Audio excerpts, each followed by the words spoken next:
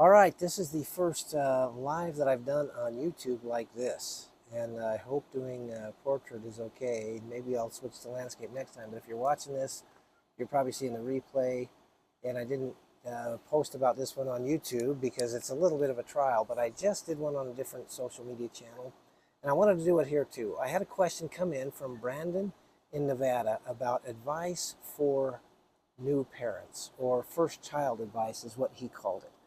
And Brandon, I don't know the circumstances. I hope it's a good congratulations to you. Being a parent is a big deal. And so let me share with you the four thoughts that I had, and all of those of you watching this live or watching on the replay. I do have a couple of announcements I want to make at the end as well. And so hang on for those too. So first of all, Brandon, first get used to the reality that your life is never going to be the same. You are never going to not be a dad anymore.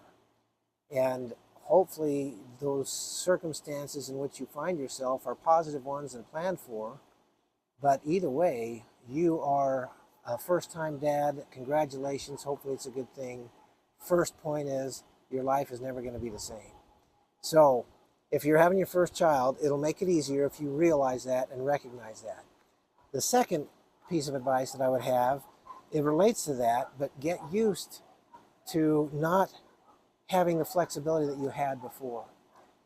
The sooner you realize that, the better it's going to be to make that adjustment. Your life is not your own anymore. You're going to have time and responsibilities that you need to, as a parent, to take care of your child, to help your wife or the child's mom to take care of your child.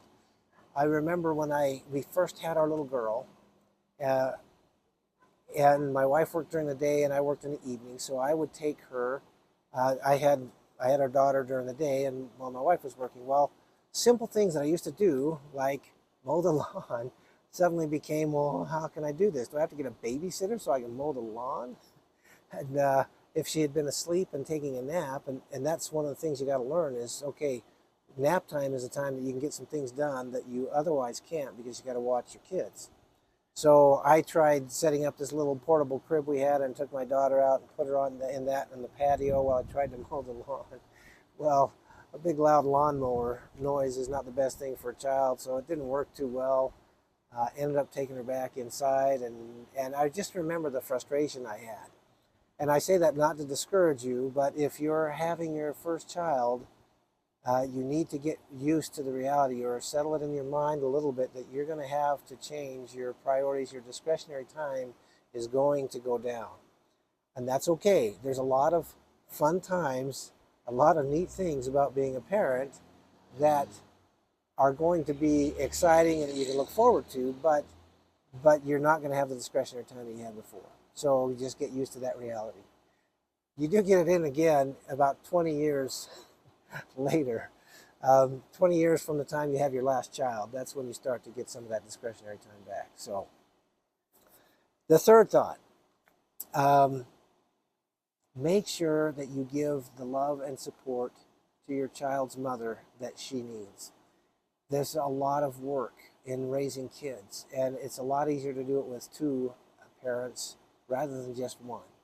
I saw what my mom went through raising 5 kids by herself, and it was a ton of work. I think 2 decades she had of stress, strain, sleepless nights, short nights, exhaustion, and fun times in there too. But boy, it was just so hard. I remember when my wife and I had 5 kids. We have 5 kids.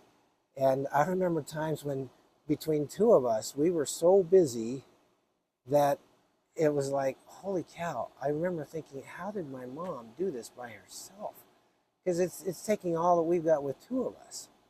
So that piece of advice is make sure you're giving the attention, the love, the support that you need to your child's mother that she needs, so that you guys can take care of your kids together. That's important.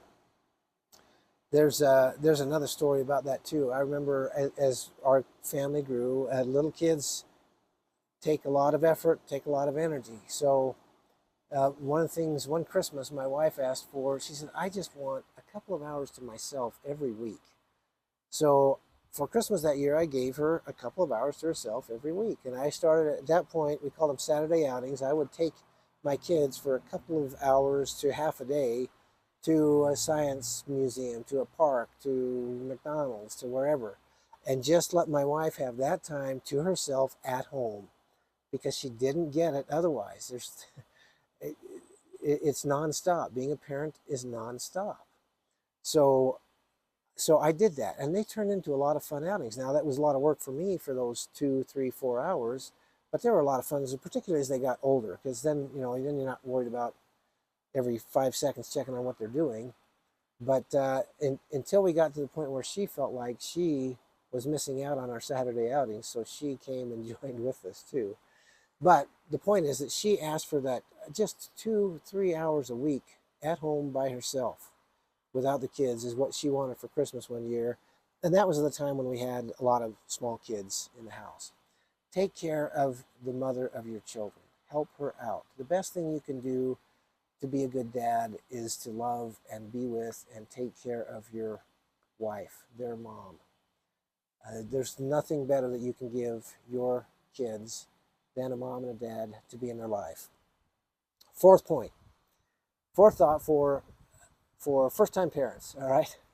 Now, when I say this, don't think I'm suggesting that you bounce your kids off the floor or be irresponsible with your kids or be an irresponsible dad. I don't want that. But realize that kids are more durable than you may think. I made some mistakes when I was raising our kids. Uh, some I still cringe about when I think about sometimes, but this one, not so much. I was an engineer. I had an engineering degree. We used to do drafting drawings, and we would put our tolerances for the measurement of something. A distance, it would be 3/4 for 3 to 4 inches, for example. Well, on we had a prescription for my daughter. It was an antibiotic. She was probably 3 years old, and the measurement was 3/4 teaspoons. So one night I'm giving my daughter her antibiotic and I'm thinking 3/4. Well, that's 3.5. Oh my gosh, I was so mad at myself after, but just this little innocent girl taking the medicine that dad's given her, and at 10 o'clock I realize, holy cow, I just gave her 4 times the dosage she was supposed to have for that medicine. And so we called the doctor, got him out of bed, or late at night, got him to call us back because we were first-time parents. This was our first child. We were really worried. I just overdosed my daughter on an antibiotic, and he got on, and he was a little frustrated, but hopefully he understood that new parents are going to worry about stuff like this. But he told us that here's what you need to look for. She's going to get the runs, so that's just going to make her loosen her stools up a lot. She's going to be okay. Just go back to the regular dosage, and you'll be okay. My point is that kids are more durable than you may think they are. Again, I'm not telling you to be irresponsible, but being overprotective of your kids can be, in some cases, just as bad as not watching out for them enough. If you do everything for them, if you don't let them skin their knees, bump their heads, have some actions and some activities, then you're going to restrict them from growth and development they're otherwise going to need and that they would benefit from. So, Brandon, those are 4 of the thoughts that I have for first-time parents, first-time dads in this case, if you happen to be a dad. And I see a comment come in here. So let me see what that is and if I can address it. Let's see. Teenager right now, but sometimes I feel like I am a burden to my parents. I feel like they never get a break. What should I do? Well, what a thoughtful comment. As a teenager, I don't know how accurate that would be for you to feel like you're actually a burden on your parents.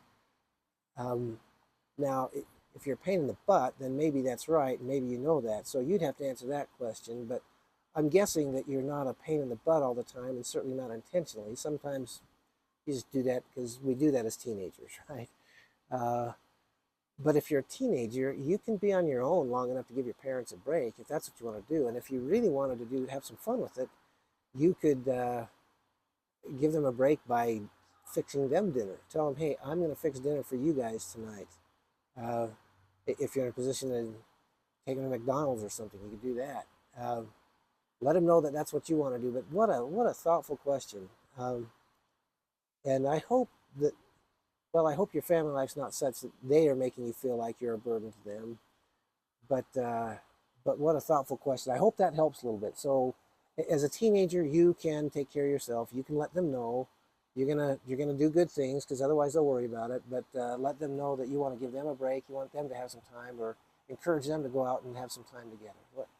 That might surprise them a little bit and be a good thing. So thank you for that question. All right, and that's really all I wanted to cover. Those 4 suggestions are what I have for first-time parents. Again, most of you guys watching this are going to be watching the replay. There are 2 announcements I wanted to make. One is there's one video game I play, and that's Rocket League. If you happen to play Rocket League, then I hope you'll join me tomorrow.